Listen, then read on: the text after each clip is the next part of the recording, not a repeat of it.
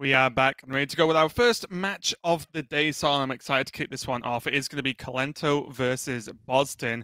As you mentioned at the start of the day, that Bozzzton is in again, pretty much must-win scenarios for most of the rest of his matches in this round-robin phase, because he didn't get off to a great start. You see the bans here as well. You see a Demon Hunter ban on one side and a Demon Hunter ban on the other. So a couple of things here, Sottle. So explain it to me. One, Bozzzton gets to play Warrior. And two, Kolento appears to not have Warrior in his lineup. Is Kolento just a madman? Very possibly. I mean, I can't explain the latter to you. I think not bringing Warrior is kind of crazy this week. And we even see some players bringing Warrior but having a slightly different twist on it. And I think there was some potential there, just in terms if you got a really deep read on how the metagame was going to evolve with, Quest Warlocks and Priests and things like that coming into the proceedings. But yeah, not bringing Warrior at all does seem a little bit strange to me. But I guess it does give Bozzzton the luxury, if you want to look at it that way, of just, picking and choosing his band. Because again, we were sort of thinking about, well, how do these priest lineups that we're going to see change the ban strategy in those matches? Well, neither of these are the priest lineups, and yet still we're seeing different bans coming out here. So it's very interesting right off the rip. Yeah, and one of the things, just looking at the classes here for me, I feel like Bozzzton's just got the better end of the stick, because one, he has the ultimate freedom of ban of no priest and no warrior, right? So Demon Hunter seems an easy step one, because he doesn't need to consider really banning the hunter. If one, he has warrior, two, he has his own hunter, and three, he doesn't have priest to get punished by. And because of that, Bozzzton gets to ban away arguably Kolento's strongest deck, and then have to just worry about Mage, Druid, Hunter. And honestly, for Mage and Druid, I do feel like they are very, very, very steady, just tier 2 decks, right? They're not too threatening by themselves. And I'm not sure what Kolento's doing with his lineup. I'm excited to see how it pans out for him, because even this Token Druid or Spell Druid is a deck that's been played a lot in Asia Pacific. But for me, I'm not really sure what it's in there to try and beat. It does mean, however, that we have 5 out of 6 unique classes in terms of the decks that are left up and are going head-to-head, which is going to make for a pretty interesting series overall. So looking forward to getting started here. And again, Bozzzton very much in must-win territory here, looking for a good mulligan straight away to get him off to the best possible start. And he has very much found that with 1-drop, 2-drop Stormhammer available. Yeah, this is just what you want, isn't it? Let's be honest. It's like almost the perfect opening. I guess to a certain extent, Zephyrus could be a better second 2-drop instead of the injured Tolver, but outside of that, is magnificent. Now it's just how Bozzzton wants to actually start bringing out these threats. Is it worth trying to raise? Is it worth pointing out Fairy Dragon with a second 2-drop going a little bit faster? Bozzzton, is it, sir? Yeah, I like it. The injured Tolver draw really changed a lot. I said his initial curve was 1-drop, 2-drop Stormhammer, but with the double 2 available now, dropping the unwrathable minion on turn 1 here certainly makes a lot of sense going up against Druid. No Crystal Power, no Wrath. Nothing is going to be able to take care of this. It's just damage. Yeah. The only... Funnily enough, the Tolver exactly covers this scenario. The only slightly scary thing about coining out a Fairy Dragon is you do cash in on the damage, but it's not as as consistent Stormhammer prop of the free swing, because if you put it down early and there's a bigger gap between the Fairy Dragon and the Stormhammer, there's more chance the Fairy Dragon dies. Sure, but as you said, it's untargetable, so Kolento would have to commit to face tanking it twice, which he could do, but then the Tolver covers it perfectly, so it does get him there. It's pretty crazy. This Tolver has just made this even stronger positive. Yeah, and I think it's pretty smart for Kolento here to not commit to the hero power, because he knows what this means. He saw coin 2-drop, so that most often means 2-drop again from the Hunter. He knows that one of the 2-drops in the deck, because this is open deck list, is the injured Tolver, and he knows that will completely punish his hero power, as you said. Because he can even rule out like Imprisoned Felmore as the second 2-drop, right? Because he also just would have played that first. He would have gone the other way around, most likely. So. And this is why I like it as well. Kolento didn't need to hero power, because no matter what happened, he could always Savage draw it down, right? Especially with having that 3-2 available to knock through the pawn.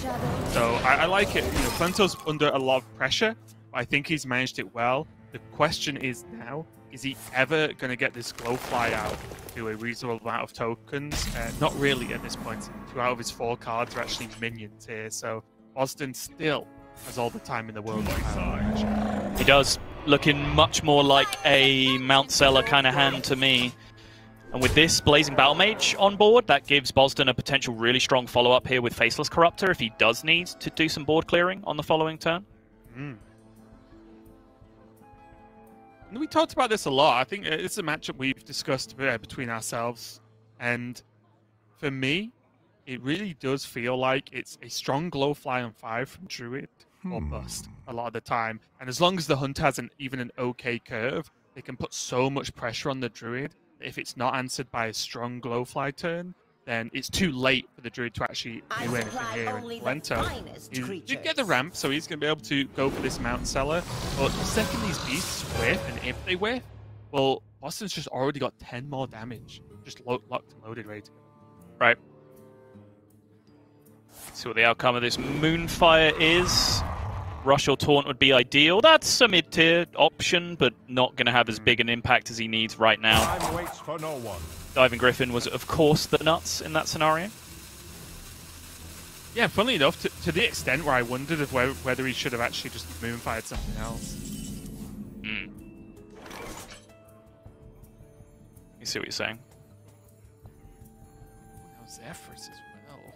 Options. I think I actually just like Stormhammer Face. Put him to 5, you have Zephyrus. Put him to 5, you have Zephyrus. Sure. Zephyrus Hero Power Frostbolt next turn. Do you need to get more. do that? Like overflow in hand draws an Iron Bark, for example? Like, aren't you so far ahead that you don't need to take those kind of risks? Because you can just deal with this board and still be miles ahead. What are you thinking? Zephyrus on the to kill the 5/8? You can just Faceless Corruptor to kill the 5/8. I guess. I think.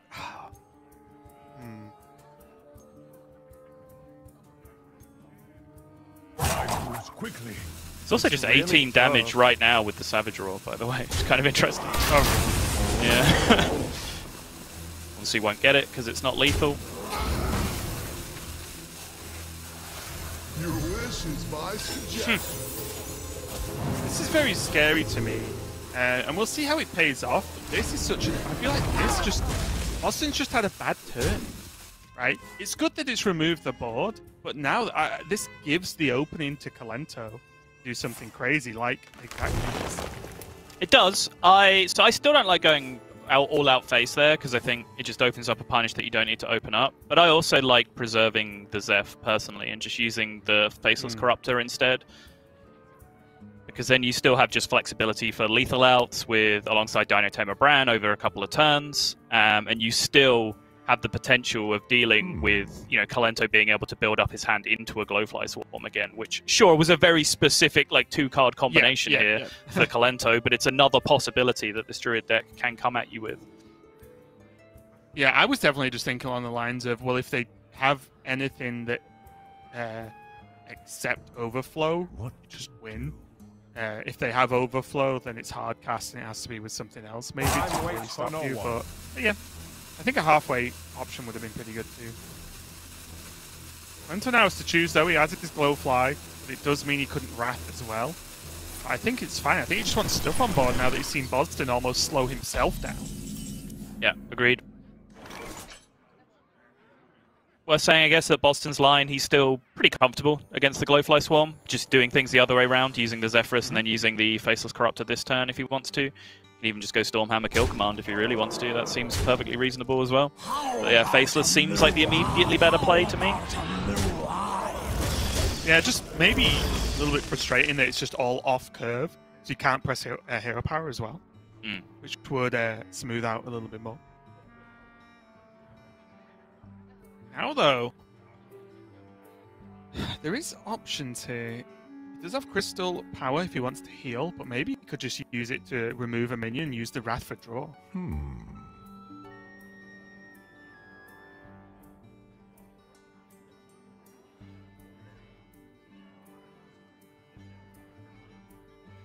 It is true.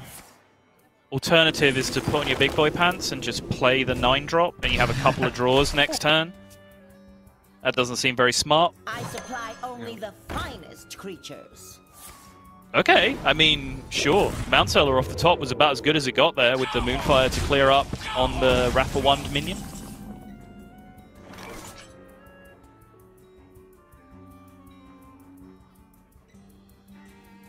Is it a Dino Trader, Raven? Never. It's so much damage. It's so much damage. It is. So we can do what? You need to get healed. You need to get healed on and Ironbarked next turn to get punished out for this. I would assess the situation as. You'll find me wherever the action. It's just that it's already dead. Frustration, right? Right. Well, that one was always happening. This is the big decision. Oh. Again, it's a multiple card punish. I think you're comfortable on no overflow in hand here based on the way that Kolento has played up until this point. So that certainly influences your choices. And there is Hammer, Kill Command, and Hero Power next turn. Right. Which means even if a Taunt's summoned, you've probably got the juice to get through it. Yeah, that's why I was saying it needs to be healing plus Taunt from Kolento. Ideally Ironbark, but obviously Beasts here can have an impact. It needs to be a lot of healing too. Yep. Because even just a bear Kill Command and Hero Powers, that's still 5, right? That's still a significant amount of health. Yep. That's without enduring a beast, if this King Crush dies, of course. Of course, you also have to remember that even if your opponent does heal for a bunch, even if they do get a bunch of taunts off their Mount Seller, you still have a freaking 8/8 dinosaur in play that they have to deal with as well. So Time waits for no one. I think doing that's all where of the those trade things just always has to happen, right? yeah. Ooh, that was Power of the Wild and Bog. Oh, Trade without using the Mount Seller. oh. So really needs to use this Crystal Power though.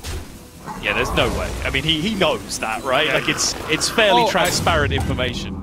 It's purely with the rope burning. I think I would have locked in the Crystal Power like almost before I did anything else. Sure. Just to be like, just make sure this heal lands before I stupidly die. Yeah. Definitely something I would do. And now there is So no Kolento beast. actually made 6 beasts that turn. Right? Which gives him actually pretty high odds of getting a taunt. He was above 50-50 to have found himself a taunt minion, or 85% to get taunt or rush, but taunt was the far more important one in that scenario.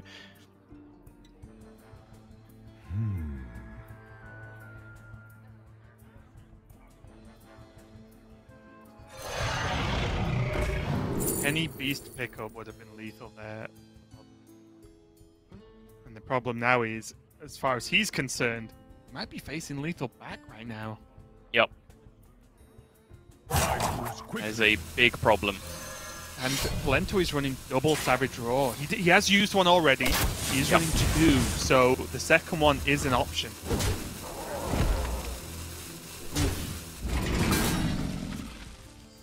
Oh, the overflow! Is that also just lethal? Overflow grabs an Ironbark. It's weird to say. Is Overflow that card that heals everyone lethal? Yeah. Kolento can just take some value trades here and then heal all of his stuff back up. Just go fishing for the Ironbark. Still has 2 of them left in his deck. Even forgetting about just the straight-up Savage Roar damage that he has here, which I think is why he's casting it first before taking any trades. There it is. There's the Roar off the top. Roar, yeah. 6, 9, 12, 15, 17, 20, plus a million. lethal. Why am I counting? It's infinity damage. It is 1 infinity of damage, please.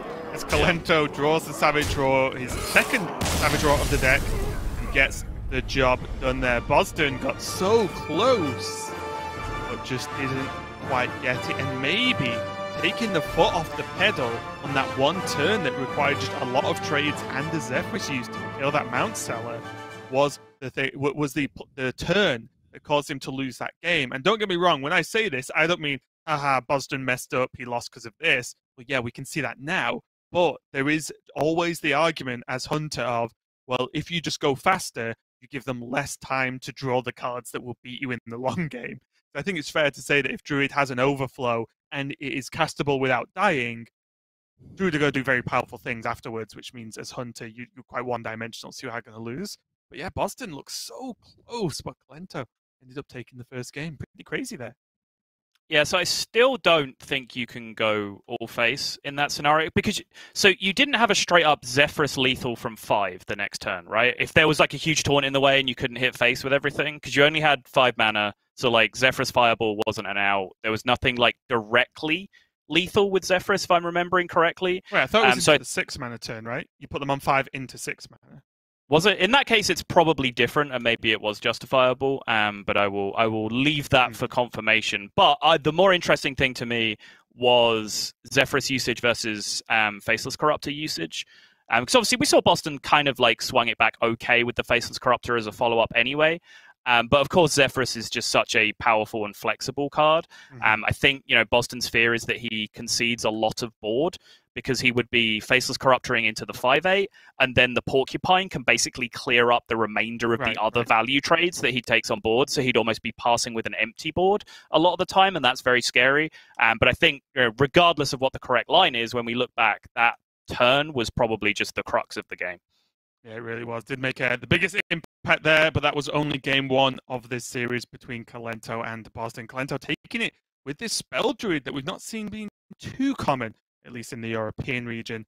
There's plenty more games to come. We've got going to go to a small break while we set up game number 2, so don't go anywhere. We'll be right back with some more. We are back to continue our first match of the day between Kolento and Bozzzton. Bozzzton just taking a loss there that looked so close, but Kolento still in the win there with his Spell Druid. And we have the rest of the series to continue for you guys now. And a bit of a strange one as well, because it is Demon Hunter bans across the board. So we'll see how that one plays out with Bozzzton having access to his Warrior. I do always, even if a player's 0-1 down, I still count this series as 1-on-1 because Bozzzton just has to win with his Warrior, as is the statistical proven case if Warrior is allowed to be played. So we'll see how it pans out across the board. But we're still seeing, as you mentioned earlier, just a mixed bag of classes as well. Kolento with the Mage, Bozzzton with the Rogue, and then Hunters across both. We're just seeing, I think at the moment, the meta is still very much open to interpretation here. It's very up in the air as to what we would be seeing this week. There was... Ball Control was flirting with this Dragon Druid that he had that a few other players were then trying out, which, didn't really seem to catch on in terms of submission. We were, trying to work out how many priests we were going to see, whether we were going to see Quest Warlock be a big force. And the answer to a lot of those questions is sort of, varying by region. But certainly there has been a lot of players who have reacted in a lot of different ways to how the metagame has shaken up after these most recent wave of nerfs and buffs, I guess, although none of those have actually had any sort of impact whatsoever. But yeah, I think 2 of the most unique ones are Kalento's No Warrior lineup and Psycho, who we will just be seeing later on. And for now, I will just leave it as Psycho with no further explanation given, because he has done some crazy stuff with his lineup. Just that word shall be enough at this point. We are going to get into this one here, and it is going to be the Highlander Hunters going at it. So looking forward to seeing how this one plays out, as both players are bringing similar-ish lists. But just take a look overall. Bozzzton's Highlander Hunter, again, we saw with the injured Tolver in there, which isn't super common. Scale Rider, but overall, just pretty much what you would expect. I will say there is no Nagran Slam in there, so there's none of that extreme late game, but there is a Maev and a Boom Pistol Bully, so maybe a little bit more even tech, honestly, than a lot of Hunters you'll see, say, generally on ladder. Bozzzton given the gift of the turn 2 Zephrys. I like it here, and I think I like Animal Companion just because of the way this curve works. He really wants a play on 3, and then he's getting his ramp from Mana Saber here anyway. Bozzzton seems to agree. Yeah, I like it too. Just what you really want to do in the mirror is just have more stuff than your opponent all of the time. And just being able to go Animal Companion. Sometimes you get Misha, which is a real nightmare. Sometimes it's Huffer, which is just really nice to get that health difference. But most importantly, you just don't want to skip a turn, which is what you you really want. See the Animal Companion come out now. It's going to be the slightly sad news. It's just literally always Leok, dude. I don't know what you mean. Turns out with Kolento's hand, the good one was actually Huffer there. The other two really have zero impact against the Diving Griffin.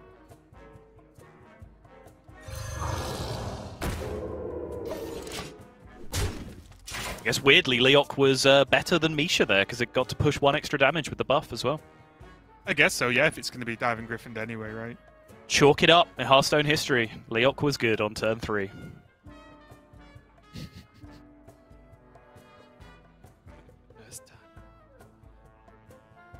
Tough turn now for Kolento. Not a lot of players, or at least some players, have been choosing to bring a deadly shot in Hunter across just the list. It's not, it's kind of fell off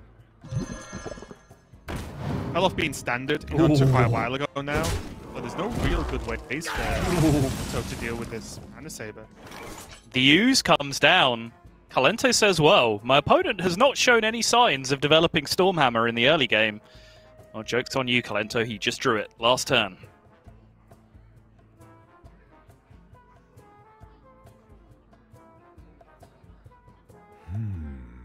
These are where the big swings happen in the mirror, though, because you turn it into Rot Nest turns, mainly. So if Bozzzton doesn't put forward enough pressure and it gets just Rot Nested back, it is very difficult to recover from in the mirror on that turn. So although Bozzzton can trade and then say Dragonbane Hero Power, well, trade Rot Nest absolutely huge here.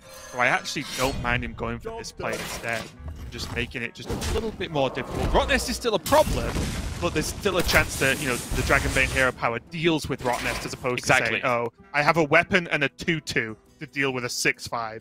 I'm in trouble. Yeah, there was an even potentially greedier play, which had, I think, the highest payoff, but got blown out the worst by Rot Nest Drake, which was to not attack with the Mana Saber that turn at all, and just go Stormhammer instead, and then use your ramp next turn to ramp into Tiamat instead, which is obviously a much bigger payoff. But yeah, I think also the Dragonbane turn was just awkward because of the sequencing of attacks, potentially, where to get Dragonbane and Hero Power down, you already have to have ramped.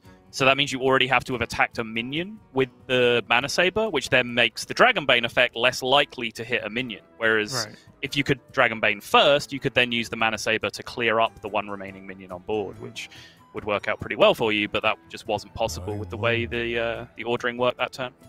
Yeah, and this is so grim because you can see, yes, Bozzzton had a good draw. You can get a swing out with this weapon, but Bozzzton is trading, so taking damage with this weapon and not feeling too much. He's ahead, but Kolento's just going to Rot Nest him, and then he's in trouble. And it's just back on Bozzzton straight away to see if he can deal with this Dragonbane, or I guess the Tiamat Divine Shield, which makes it pretty easy. Does. I was briefly looking at if there was another play available, just because this is such a powerful swing with the Tiamat coming back the other way, especially because, you've used your Rot Nest Drake, which is your best answer. Right. But just no other option available. Just had to be this line, I think.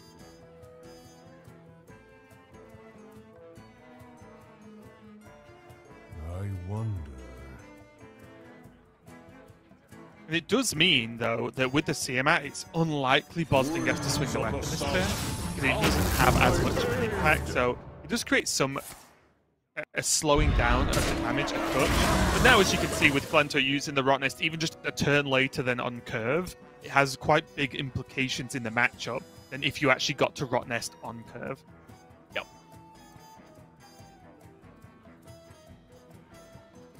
Oh, that's a good draw, though. Is it? Okay, well, it enables him to kill this Tiamat without getting toasted. He really wants to. I guess was my point. Good draw. Dwarven Faceless Corruptor? Yeah, I just mean he could kill the... Yeah, it hurts, but it kills it. Whereas beforehand, he didn't even have that as an option, right? Sure. He's going to go for this play, though. Probably... Ooh. options, honestly. I Is just wonder. Dragonbane and rolling the dice that bad in any of the outcomes? No. I think all three outcomes are pretty acceptable, for sure. But Unleash Animal Companion is also something with a lot of upside this turn. Yeah. If you get Leok off the Animal Companion, you can actually choose to give up your Stormhammer here to be able to push 6 to face, or 7 to face even, with the Tiamat.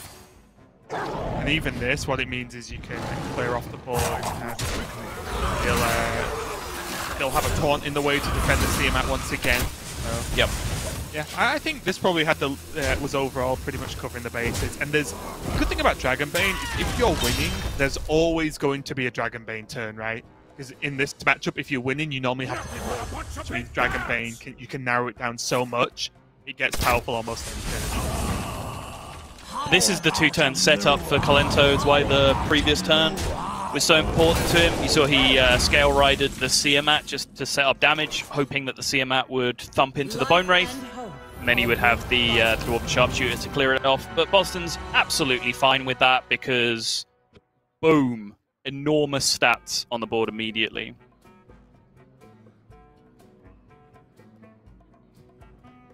He's thinking about just play an 8-8 and hold Ysera, or perhaps the other way round, just with a nod to Zephyrus. Unleash Kill Command is lethal now, right? Unleash Kill Command is 2/1/1s? lethal.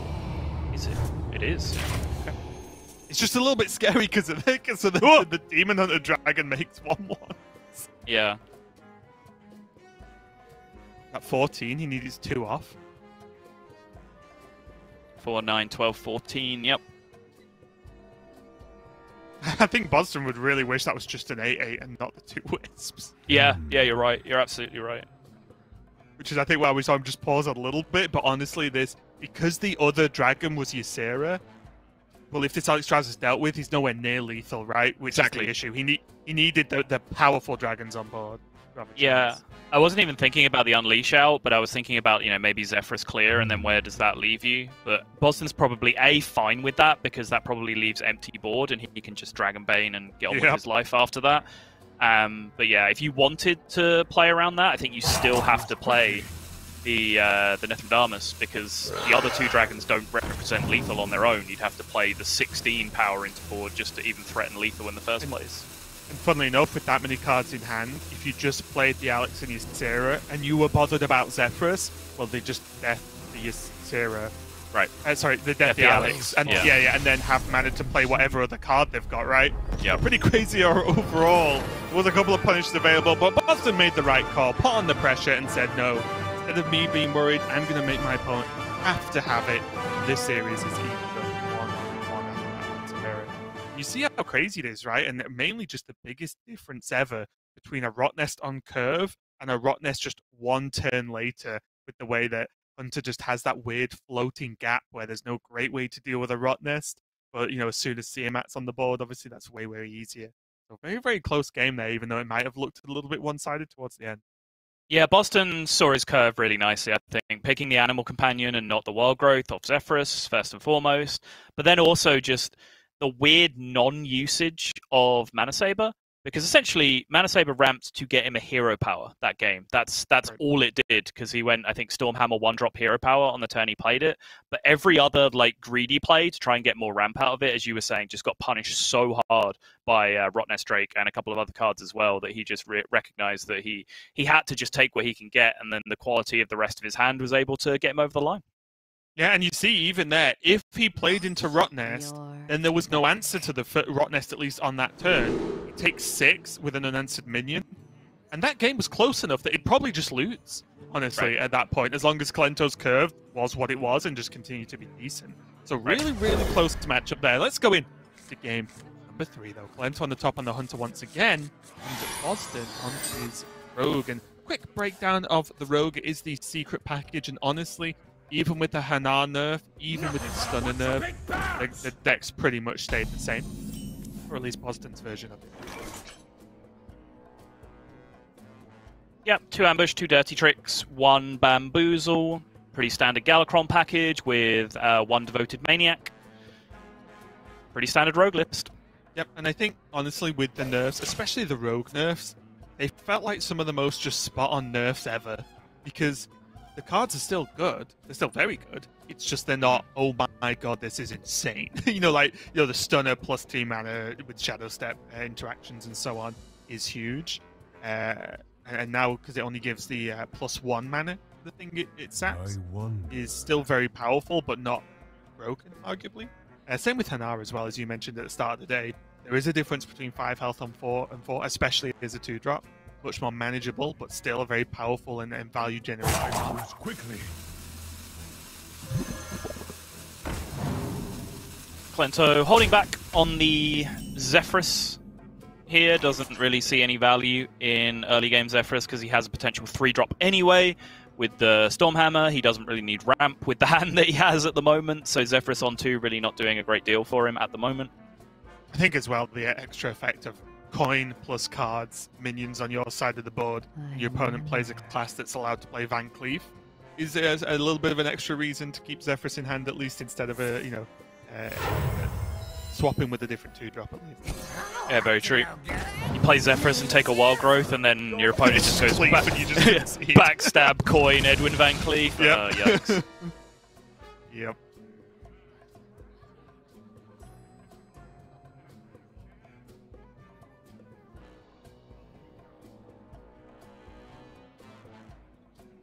Bit of a tricky turn. Kolento could equip the weapon. But trade with it, and there are reasons to do so, especially, Bamboozle, Taunt Lackeys, of course, and even, Goblin Lackey would be warranted enough reason to trade. The only frustration is, it does take up a charge, which means if Kolento wants some value out of this Stormhammer now, he has to just wait until the Dragon's drawn, which might be a while, honestly.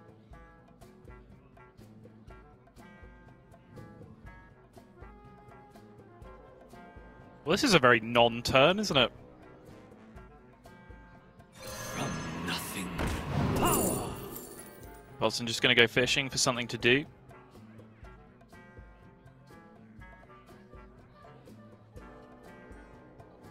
Backstab seems smart. I would take infinity backstabs in this matchup. I wonder if is it ever overkill to just Goblin Lackey and praise or just praise Galakron Lackey this? Just to get the cards used, get the aimable hero power off the board. So many options. I think I like this. Interesting.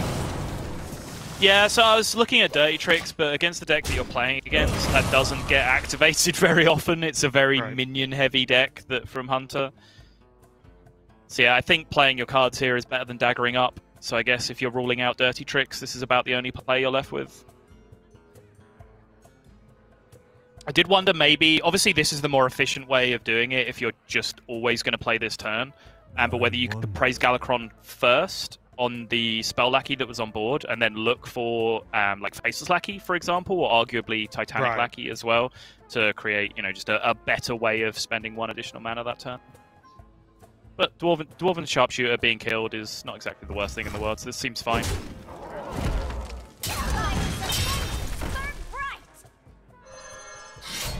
Now the Desert Spear mainly, well, pretty much forcing Kolento to use this Stormhammer up. And that must be a bit of a sigh of relief there for Bozzzton, because when your opponents just use their Stormhammer to its fullest extent and you're on 29, you're feeling pretty good about life against Hunter, honestly. This is not what this weapon was built for, just being used twice and thrown away on minions. Pretty huge.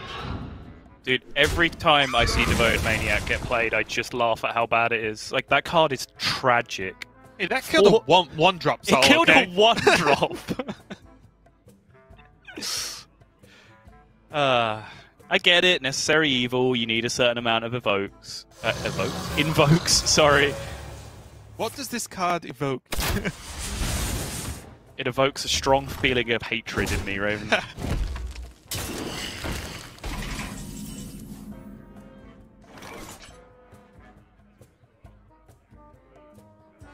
That's a pretty good bamboozle target. Bamboozle target. I'm just obsessed. A stunner target. Yeah, I think the hierarchy of what a good blackjack stunner target has changed a bit since the nerf, because, you know, Zixor in hand for 4 is still a very playable card as opposed to it being there for 5. But I don't really see strong alternative turns here for Bozzzton. It's one of those weird choices, right? And there's a difference. So it's stunner now that takes use of you using other cards in your hand, i.e. bamboozle or dirty trick. Or you save it for something better. The problem is, if something better never comes, and you could have just used it now to gain a bit of tempo, activate secrets, and sort of set up the following turn, then did you actually just make it worse for yourself by waiting for a better target going forward, right? It's one of the reasons why I quite like it now, because if Kolento just plays another one next turn, that's just Yeah, I think it's particularly okay because you're playing Bamboozle as your secret here to activate it, which of course makes the rush minion quite a lot worse. I did like going with the Spell Lackey first, just to try and find maybe an alternative play that turn. And I was actually kind of interested in the Plague Dagger, just because you end up blowing up the Desert Spear, which is, you know, so powerful with like Faceless Corruptor, for example, in the Hunter. But I think with your plan to Togwaggle pretty soon, that doesn't seem to make a great deal of sense. You just give the Hunter free tempo to be able to just kill your 5/5 with the Poison Dagger that you give him. Funnily enough, I'm very interested to see how this plays out. Because... Okay. Because... Now, Kolento has a choice. Does he kill the 4-1? Or does he kill 2 lackeys? And that's why I really like the setup from Bozzzton. Because if one of these lackey lives, he gets to just Tog on curve, which is insanely powerful. But Kolento would leave a 4-1 up that he could just kill for free this turn. So it just plays with your opponent's mind. Here's the line, right? This is a good play, whether Bozzzton really had Tog or not. Here's the line. You ready for the absolute nuts that turn? You do this, so you kill both of the lackeys, but instead of playing Imprisoned Felmore, you play Zephyrus and get Moonfire for the 4-1. Oh! There we go. There we go.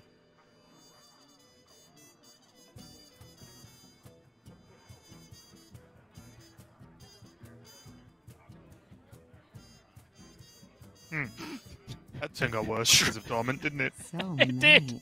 Just staring at it like, what strong turn? Strong turn. What do you even do?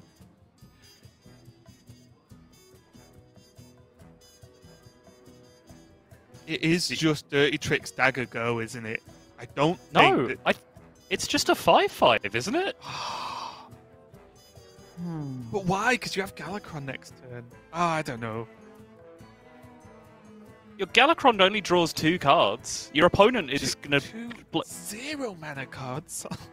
But your opponent's going to play like a giant Highlander Hunter thing next turn, right? Like worst case scenario Bran, but various other mid-rangey things can come down. And then you play Galakron and you get like a middling outcome that doesn't even catch up the board. Then their 5/4 becomes alive. Like, you're so far behind.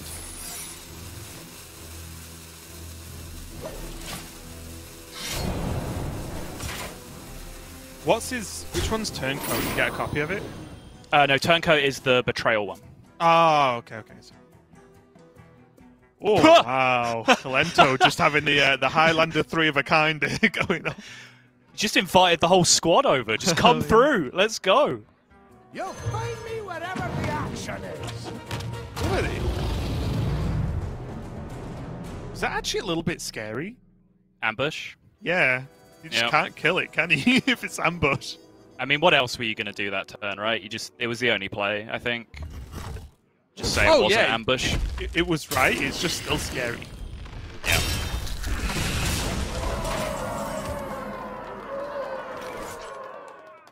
This is where Bozzzton needs to believe. Or, more realistically... Yeah. Yeah, that does seem quite a lot smarter.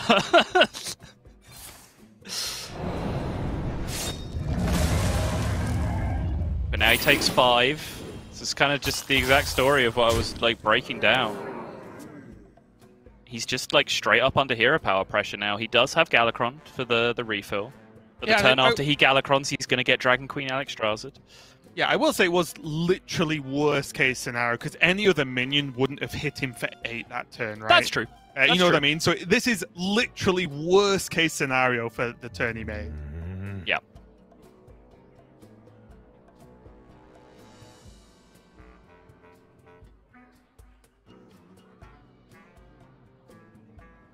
I actually think Feywing and Hero Power is a very, very just good turn. I don't think he needs to get crazy with Zephyrus.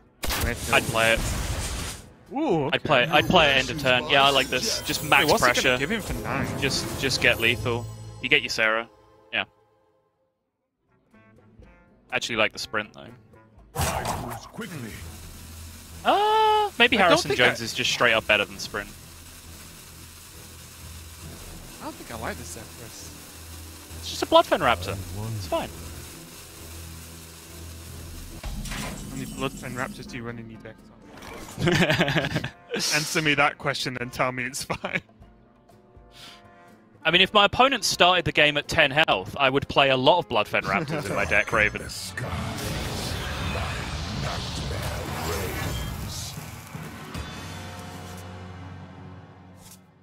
Okay. The taunt's there. Does your skin Even the ambush is going to be pretty nice.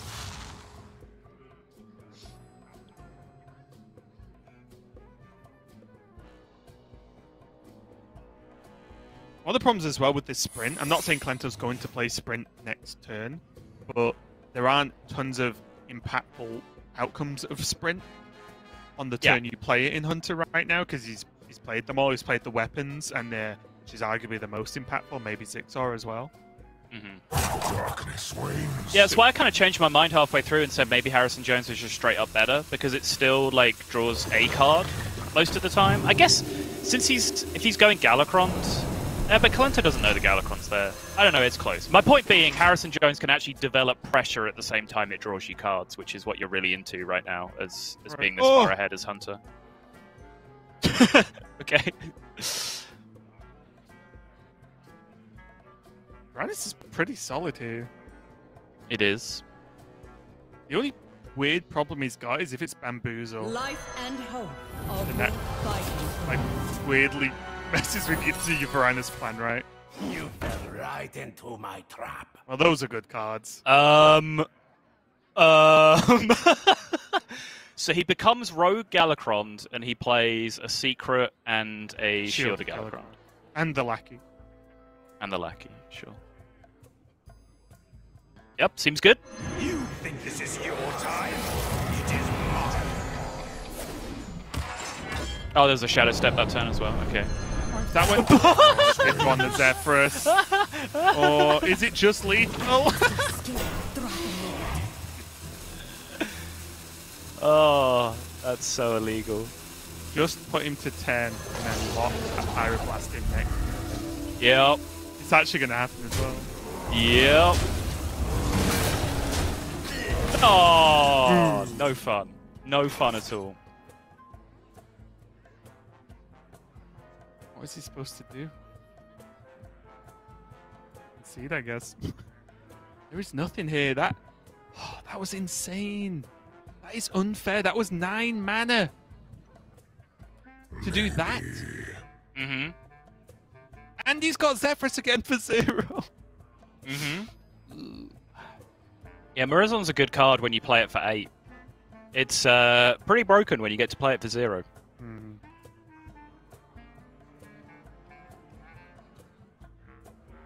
What if? Bozzzton just staring, but I don't think staring's going to help too much with this hand.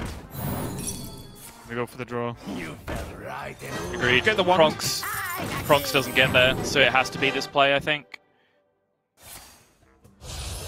Blackjack Stunner, I think he still has 1 left, right? Yeah, he needs like Stunner and Flick. Something like that. Yeah, that wasn't yeah, it. we're close. And Kolento takes a victory over Bozzzton's Rogue, therefore continuing to prove that Rogue sucks. Sorry, once again, that Rogue actually won that game. Again, going by the rules of the game client. No! Going by the rules you made up! No! Okay, this may have been patched, but it used to be the case that if you transformed into another like hero portrait and won the game, that would actually count as like experience for that class. Like you'd get Rogue experience for winning the game as Rogue Galakrond. You know which statistics Just I saying. go by, Just Sol? saying. Lorinda's, and I bet Lorinda's going to chalk that one up for a win with the Hunter, so we'll see. But most importantly, Kolento leads the series 2-1 now, taking a win with that Hunter, and Bozzdton is just in a rough spot. He needs to win this match, or he is looking in trouble, and I think, again, I can't even really put myself in the true mindset of these players who are struggling here in Division B, because it is scary, right? They've worked hard to be in Grandmasters, they're in it this year, and very, very soon, just a few weeks away, could just be out of it and back in the pool again to try and re-qualify later in the year. So it's a tough job for anyone trying to qualify for Grandmasters right now. So the people who are already Grandmasters really don't want to go anywhere, at least for the foreseeable future. Yeah, particularly for Bozzdton, who kind of, in terms of Hearthstone, he's all in on competitive play, right? Like, he is a Grandmaster. That's what he does. Yep. He's not really a content creator or a big streamer. You know, there's little pieces of that here and there on the side, but, you know, for the primary purpose, he is just a Grandmaster's competitor. That is what he does. So if he suddenly loses that, he really doesn't have too much to fall back on. Well, let's go into it then. Kolento gonna have his mage left over to take a win with. Bozzdton locking in this rogue once again, and just a note in case you joined us a little bit late today, Kolento is bringing a bit of a strange lineup. He is going for the no warrior but demon hunter, mage, druid, hunter lineup, and so far seems to be doing well, just leading a little bit over Bozzdton, and only has this mage to go with. And the Highlander mage is about as standard as it could possibly be. If you played against Highlander mage on ladder, you probably played against.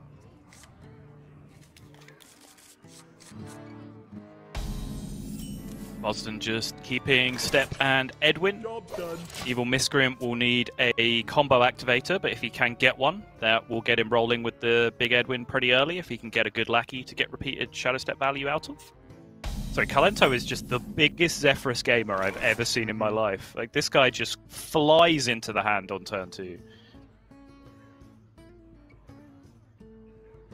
Secrets, no crazy surprise that the secrets are the Ice Barrier and Flame Ward for Kolento. So although he has the Ice Barrier in hand, the Ancient Mysteries will draw him the... Your wish is my suggestion.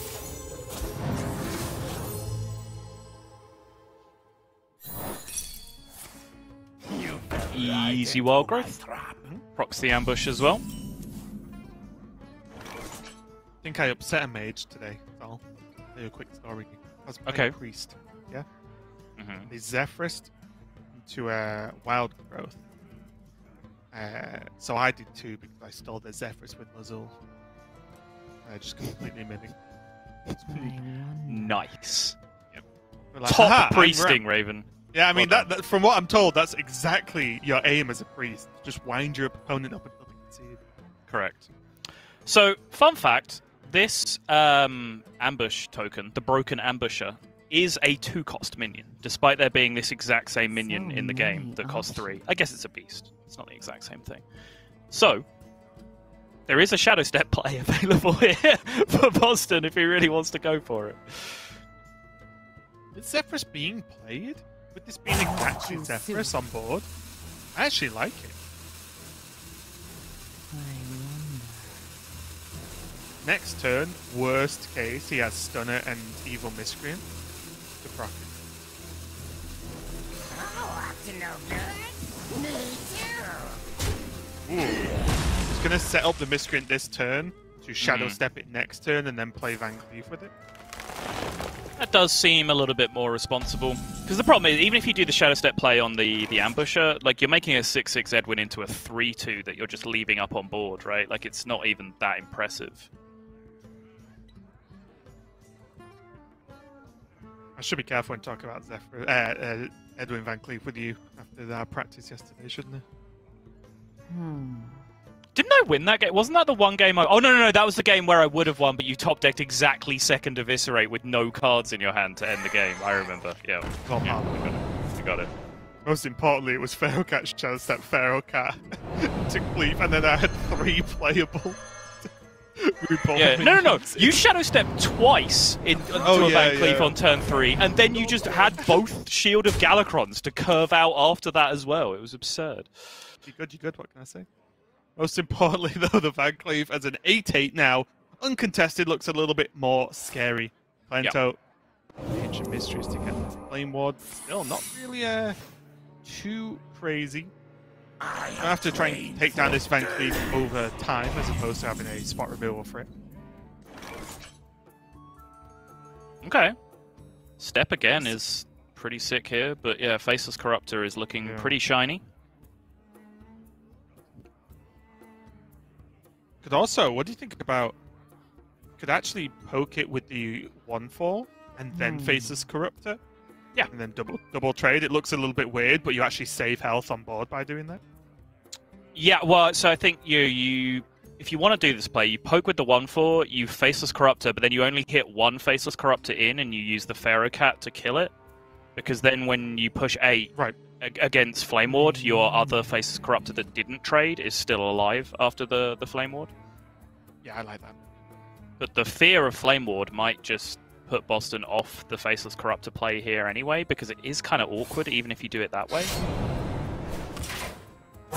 Choose soon.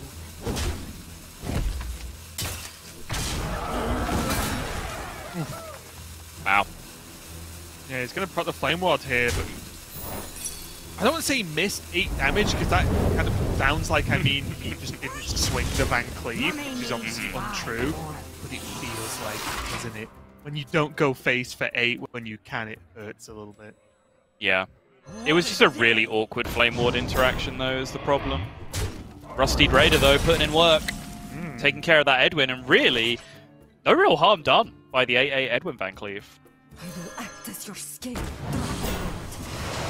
Well, Bozzzton still has pressure, which is important. Yep.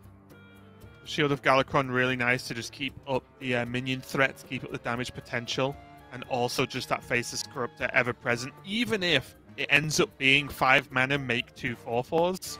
You know, without it, you know, trading into anything crazy, doing anything too nuts. I think if it's just extra minions.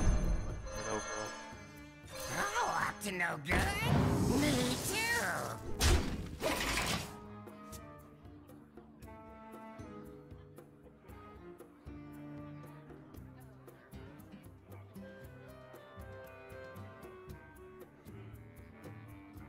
Another soul to consume. We've been looking a little bit slow here for Kolento, but he does have this Bone Wraith and Ice Barrier to buy some time, so although quite a slow turn, all Kolento really needs to do is just edge slowly but surely towards the late game, and then he can start having these power plays, Tortolan, the Yogg Box, Dragon Queen, Alexstrasza. This is when Mage really hits home. And it's only this turn that he needs to get through. He has his choice next turn of just looking for a high impact, like 8 cost spell off the Tortolan, or just going straight to coin Dragon Queen if he really wants to. How about a new life? How about a new life? But Faceless Corruptor now coming through means that Kolento is going to be under slightly more pressure than he would have hoped here. Means it might just be a Tortolan for a more defensive spell option instead. Based on the draw, of course. What trade do you like here? I think I like the Miscreant. I like keeping the Reborn on the Grandmummy, even though it would get an extra buff if you traded it in now, of course. But the Miscreant's the least valuable. I don't think trading in with the Faceless is that good because of some removal that can kill a lot easier. So yeah, I like this over. Yeah, I agree. Blizzard, and particularly because you're going into 8, the Tortolan into Blizzard. Although I should check if Kolento is playing Blizzard, because that is not a given at the moment. He is. He is not. Okay, that changes things then. In that case, I'm kind of into the Grandmummy trade. I wonder.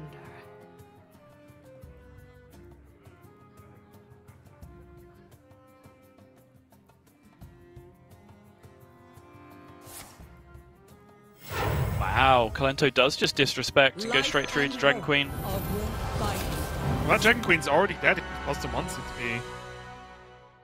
This time. Oh, Chrono Baker is huge, and Kolento can full play the dragon still because he still has Twilight Drake remaining in his hand. That Chrono Breaker! Is this actually just the nuts? Was there a better dragon than this Chrono Breaker? I don't know, but there's 20 damage here for Bozzzton. Mm-hmm. Oh, it's kind of not 20 damage, actually. Apologies. There's 20. There's 19.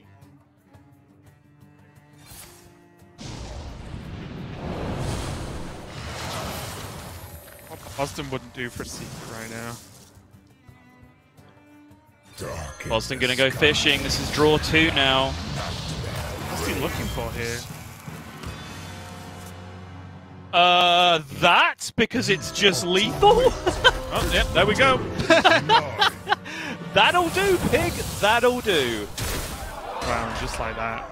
I was looking to see if there's any answers to the dragons or any stall techniques, but no, not needed if you just kill your opponent instead. Looks like we're going to a game number 5 here between these players. Looked pretty good for Kolento there.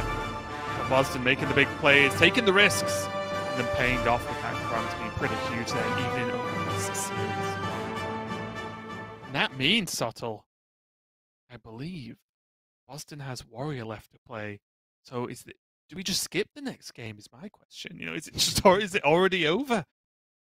No, because we're not allowed to do that. But Warrior has passed the point where it's like an 80% win rate deck in Grandmasters. It's now marching towards being 90% win rate. I don't know how much of an effect APAC had on that, because there were, I believe, at least one Warrior versus Priest matchup that the Warrior did lose for, actually, weirdly, the first time in Grandmasters. I think Warrior has been 100% in that matchup, even though it's supposed to be the hard counter. So yeah, this has very much been the story so far. And I think, even though last week, I think, you know, in all 3 regions, we were a little bit guilty of sort of surface analysis on the leave Warrior up, it wins 1 game, gets out of the series. Well, you were wrong then. You should have banned Warrior. Although it's not quite that simple, it's just the reality that Warrior has seemed to win nearly every game it's played so far in Hearthstone Grandmasters. And that's the difference, right? We talked about a little bit about it before we went live, just between ourselves, of like, there is an acceptance level of, well, you don't need to block a class from winning. You just need to win with all of your classes, right? So if Warrior takes a win, then you beat the other 2. Well, who cares to a certain extent? But also, if you're going into every match that you don't ban Warrior at a 0-1 disadvantage, that's still not great, right? You know, that's still not something you're aiming for, is it?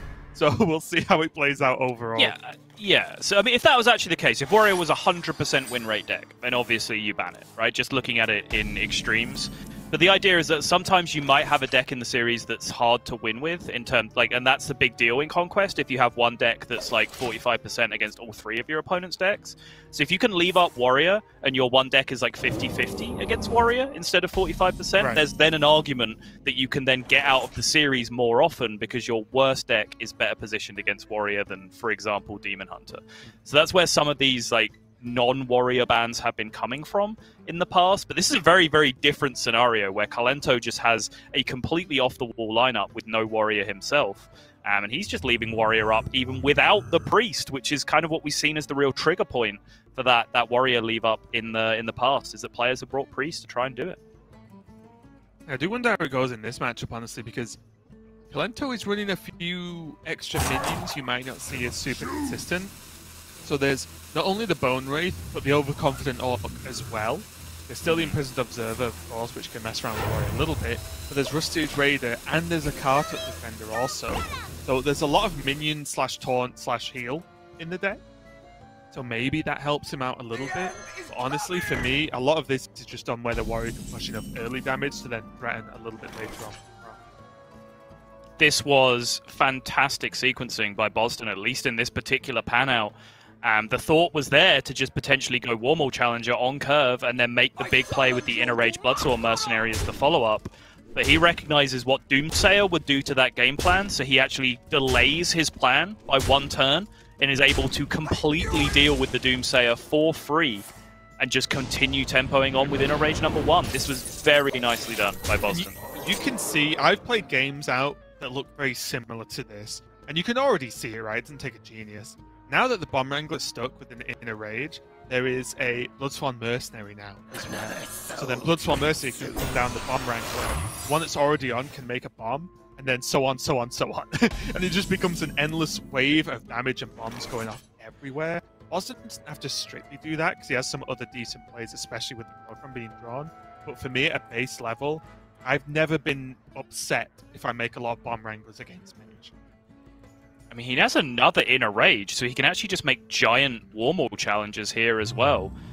You're right in saying he has a bunch of great plays, because just about every card in his hand actually addresses this board state in front of him pretty nicely right now.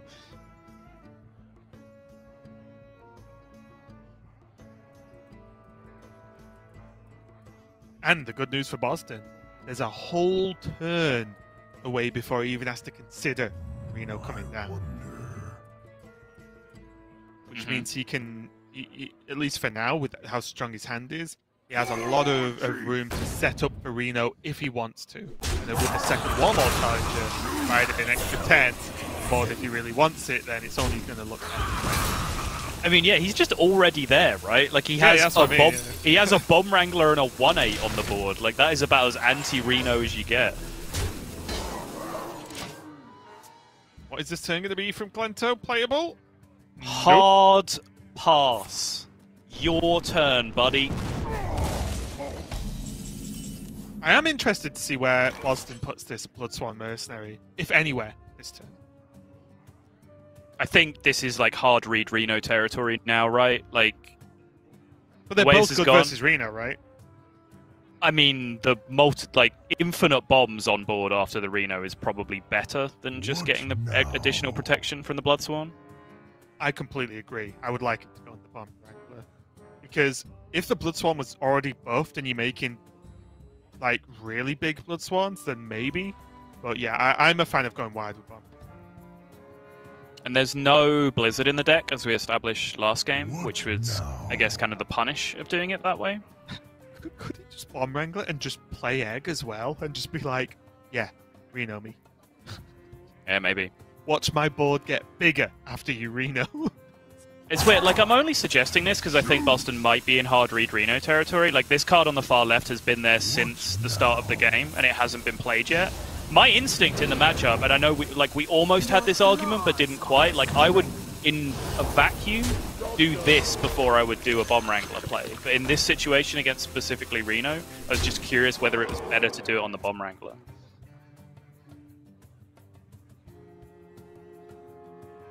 Forces Kolento off Reno, which is not a surprise. Reno would probably do more harm than good, honestly, if it was played. Oh, why not both? A second Bloodsworn. And I was going to say, we've not even really talked about it, but there isn't a lot Mage can do to stop you just swinging weapon to face. So the Corsair Cache still not been played yet, but that's just going to unlock a ton of damage for Bozzzton as well. Yeah, it's true. It's very rare that you've had Corsair Cache in hand this long and your hand quality is just so high that it just wasn't a good play on any turn.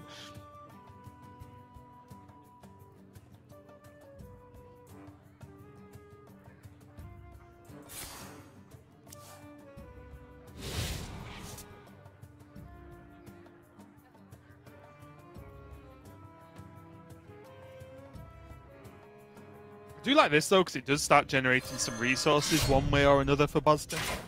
Luckily for him now as well, the Lackey is playable this turn. He got the live wire lance. Mm-hmm. I must choose. How do these trades work though? You just ever traded in first with the weapon, saw what the Lackey was. I think you can always throw the Bloodsworn Mercenary away now into a minion, because it's 2/2. Bloodsworn Mercenary got buffed. It's just better to evolve into a 4-drop now. Giving it worse stats just makes it a better evolve target. I mean, obviously that's just, you know, me being dumb, but it's kind of tricky because Evolve Lackey is like so far the worst one in this deck. Actually having like a decent Evolve Lackey target isn't the worst thing in the world when you really look into it. Because Evolve Lackey is often the one, like, you can't have a risky skipper turn because you rolled Evolve Lackey, right? Like, it just doesn't work because you got this particular Lackey out of all the ones. And even outside of that, all of your minions are just, like, they're either, like, Death Rattle effects, or they're minions with special effects like Bomb Wrangler, or you've just made it huge, like with the Warmaul challenges here. So, like, Evolve Lackey just kind of stinks in this match. It's in very this deck. often a Blood Boil Brute that you've charged into something pretty big already. So it's on low health. So you're like, okay, well, this is only going to get better. Or, realistically, it's just another Lackey that's already on the board, right? That you Right. play a Lackey and then just evolve it because you're like, well, this 2-drop will probably have more than 1 health. Right. And that's like the only reason you do it. So yeah, I do agree that there is actually way more of a valid target now. Divine Shield Torn? Yeah, okay. Tiamat looks a little bit pitiful against this board. Oh.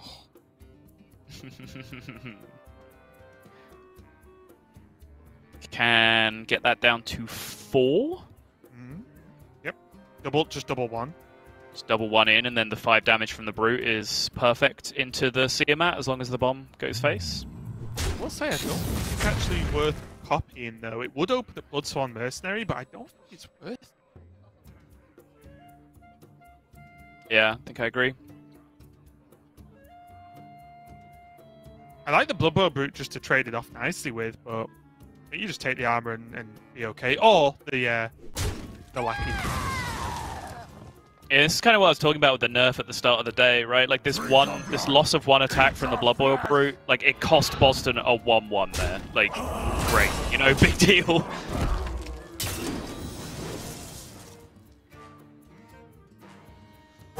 This is an armor up. Agreed. Don't think you want to play Faceless Lackey and get board locked.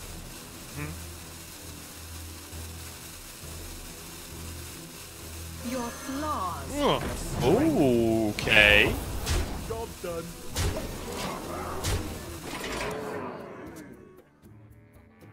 You feel he's not representing enough pressure against Deep Freeze or Power of Creation or something like that? Because I don't think that's the case.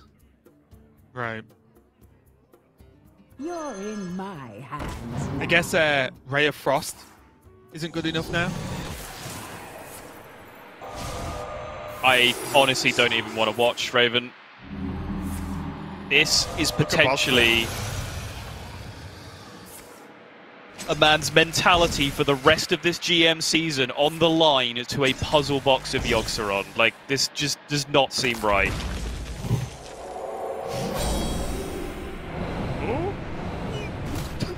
I'm just making noises. Kolento's looking very disappointed, and there's a good chance he's ahead of us. Oh, that explosive shot could have been huge, taking out the Blood Bowl Brute. Secret is Netherwind Portal. And there's no secret. You win. Yep, even That's against the conceit Flame Ward. there. Even against Oh. Flame Ward, he had guaranteed lethal there just by And- attacking with the 10 damage first. So What? Bozzzton, whoa, gets himself over the line. Yep, that's about all you can do in that scenario, Bozzzton. And he knows he needed that, right? This is not a surprise. This is not news to anyone. Bozzzton needed to win. He needed to put some more points on the board. And also that matchup was very close because, yes, Bozzzton put himself in a great spot and was winning, but you're against Mage. The box could have been different. It could have completely flipped the game. It could have healed. It could have stalled out Bozton's board. It could have done all sorts. So that would have been heartbreaking to watch. And this is no bias or whatever at Kolento, but I'm kind of glad just for his sake that he didn't just get destroyed by a box that game, because I think that would have pushed me over the edge. Never mind Bozzzton. So yeah, Bozzzton does take the win over Kolento there in a much needed victory. But honestly, I will say it's for Kolento, but for a bit of a weird lineup, it looked pretty convincing overall. Well, I mean, it did to an extent. Like, the series started off very well, but then the Warrior came out to play, right? And like the Warrior seemed like it was in pretty strong control of that entire series at that point. So, going back and forth and trading wins with your opponent, as you were saying, and then Warriors up at the end, like, does that really feel like your lineup's in a good position? I don't know.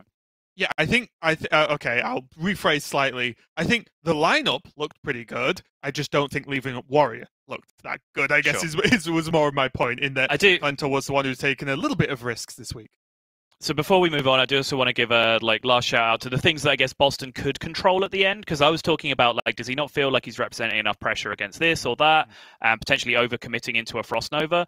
I actually think on reflection what he did was pretty smart, because again, this is a no Blizzard deck that he's playing against. So on turn 8, Frost Nova into Blizzard into Reno for the full clear was not a possibility.